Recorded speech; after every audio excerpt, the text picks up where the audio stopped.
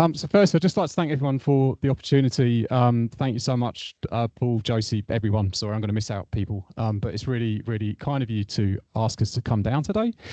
So I'm going to introduce myself first, and I shall hand over to Forrest. My name is Joe Brown. My pronouns are he, him.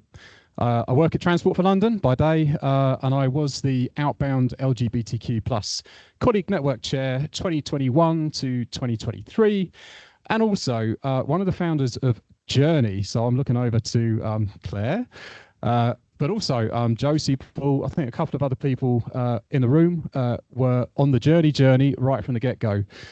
So what Journey are, with a network of LGBTQ plus networks in the UK transport industry, just founded last year, but we are going places slowly. So we've now got a website, check it out, journey.lgbt. And if Neil is on the call from Spain, thank you very much, Neil, for the help setting that up. So it's not just International Men's Day, it is Trans Awareness Week's final day today, and Trans Day of Remembrance is tomorrow. We've already heard some really important messages, and we're going to hear further important messages as the day goes on. But we wanted to focus from our perspective as two LGBTQ plus men, what masculinity means to us. Very often these days, you don't hear the word masculinity without the word toxic before it. And I think it'd be really nice to move away from that and to start to embrace it and to celebrate it. So what we'd ask everyone in the room, virtual and physical, is just to have a think as Forrest and I are talking about what masculinity actually means to you. If you can think of what it feels like, what it is, maybe what it isn't, because we will, if we have time, be coming back to the room to ask you about that.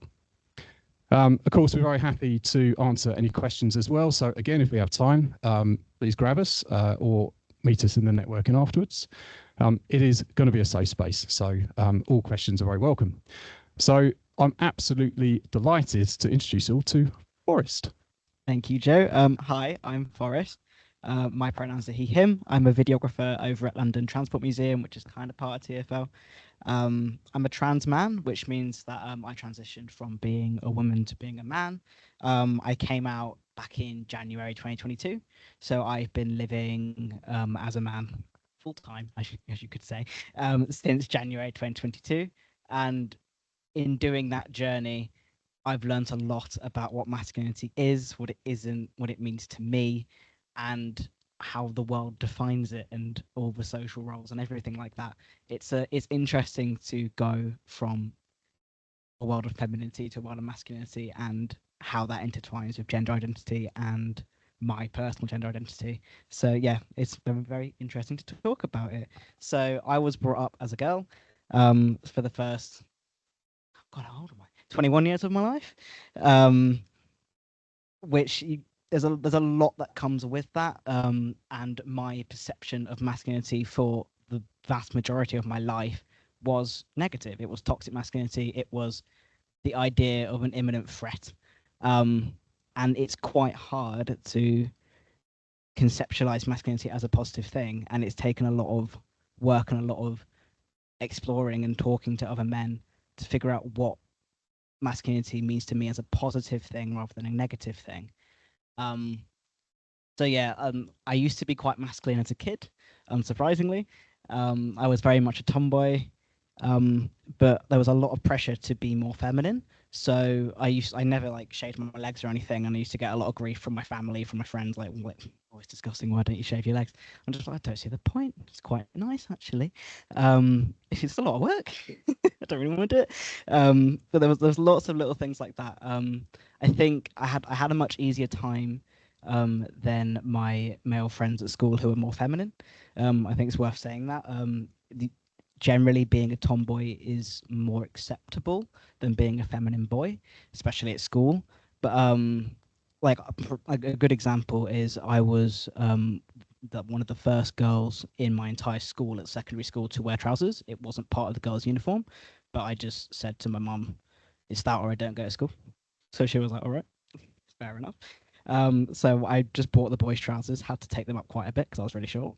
Still am, but I used to get a lot of grief from my classmates, and I got called lots of slurs about around being trans, and even though I wasn't at the time out, at least, and I used to get called a lot of slurs about being a lesbian and all that. And it got me thinking, and I thought, well, actually, women are quite pretty. And I ended up coming out as a lesbian, or actually, I got outed when I was about 13, and that also taught me a lot about masculinity, to be honest, because there's a lot of pressure to be a butch lesbian and like explore masculinity as, okay, well, if you're a lesbian, then you have to be masculine. And there was a lot of exploration to be done there. But one of the things that I appreciated growing up as a girl was the freedom to be affectionate with my friends and the being able to be tactile.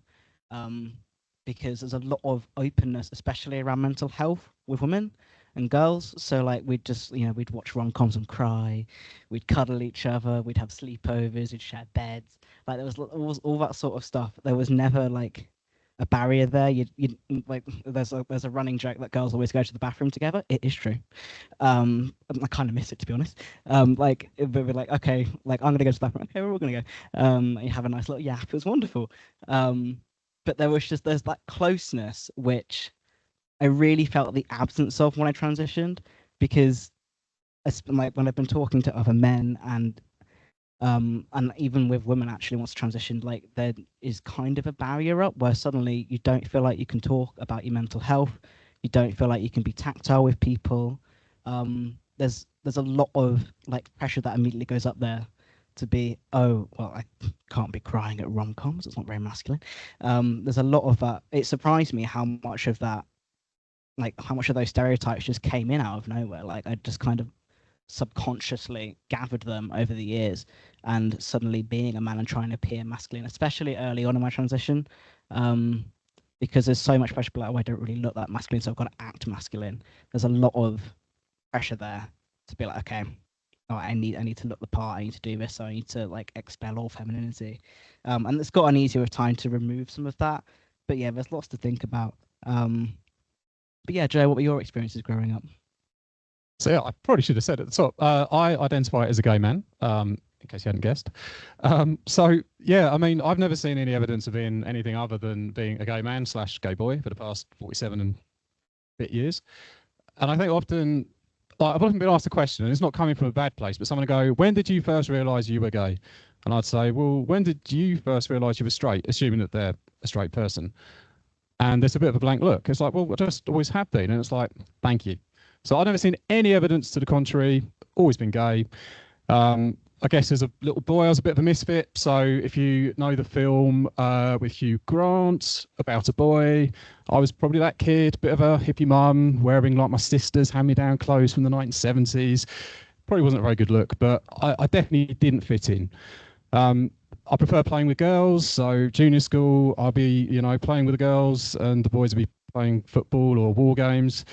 And I've always had crushes on guys. So if I watched a film, be it, I don't know, Star Wars, Obi-Wan would be my crush, or Indiana Jones, Harrison Ford, it would always be the guy that I'd have a crush on. And I guess, and I'll come back to this later, but it'd always be the hero of the film would always be who I would kind of fixate on. So I've had to think about this. So what is it? Like, so what was the attraction? I mean, it's not a sexual thing, rest assured, when you're 7, but there's that vibe. Like, what are you attracted to? And I think it's just, to me, masculinity means being protective and being strong. And that's, I guess, what I was being drawn to. I felt no pressure from my parents at all to be any more or less anything. I wouldn't say I was necessarily feminine, but I was happy drawing trains all day, and I grew up to drive trains. All the other boys were, I don't know, drawing tanks and planes blowing stuff up. So I never got any kind of pressure. I remember one day I started drawing planes blowing things up and tanks and wars, and my mum was like, "What are you doing? Just draw trains." And I was like, "Okay, cool." So I was trying to put pressure on myself to fit in, but I didn't really get any kind of pressure from my parents. So that was junior school, which was kind of fine, mixed junior school. Then I went to an all-boys secondary school, boo, and it was a very different kettle of fish. So context, it's the 80s, Section 28 is still a thing. So if you're being bullied because people believe you to be gay, you can't go to your teachers can't discuss it. They can't talk about homosexuality in a positive light. They can't even talk about it at all. It's the height of the AIDS epidemic. It had fueled so much homophobia and so much hatred. There were like really scary adverts on telly. So it wasn't a particularly good time to be a young gay man, a gay youth.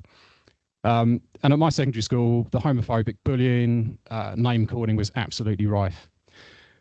And really, if you looked at general culture, there weren't really any positive gay role models at all in the late 80s.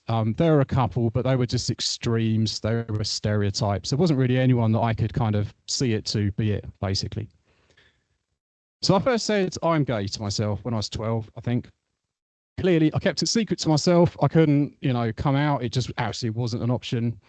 And I just learned to mask. So I was just masking all the time. What I thought masculinity should look like, I was play acting that. The last thing you want to do is draw any attention to yourself at all. I had a couple of girlfriends, lol. No attraction, like nothing happens. But again, it's just to kind of throw people off the scent, because if you haven't got a girlfriend, then people start asking questions why.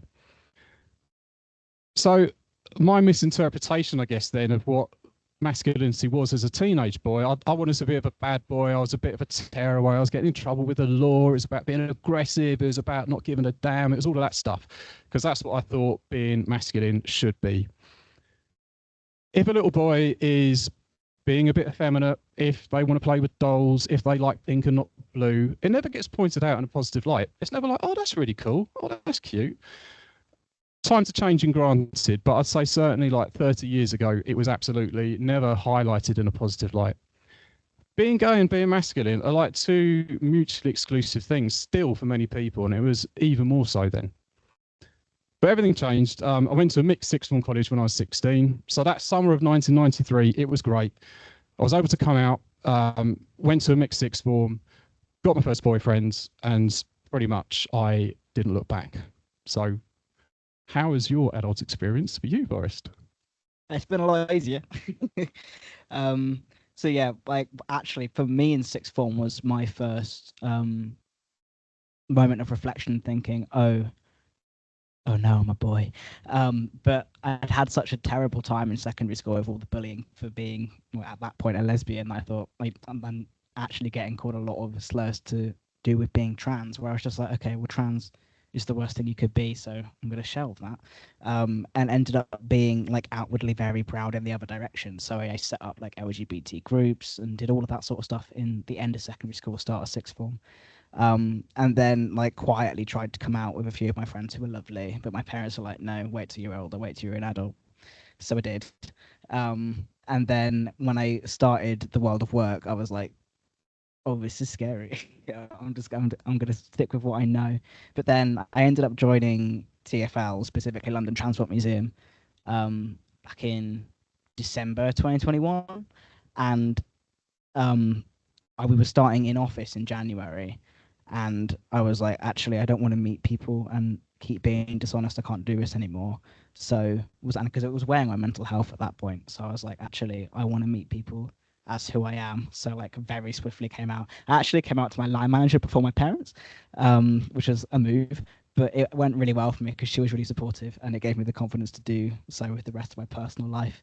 I almost like thought I can be myself at work and sort out my personal life later. And that is exactly what happened. And I'm like forever grateful for the support of my line manager at the time, Laura. She was lovely. But also the support that TfL gave, and I think Joe, you were in charge at that point, at that round. There was a lot going on behind the scenes to make sure that trans employees were more included, and transitioning at work became easier.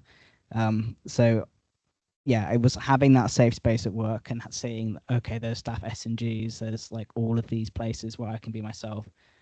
Let's do it. So I'm very glad that I got that.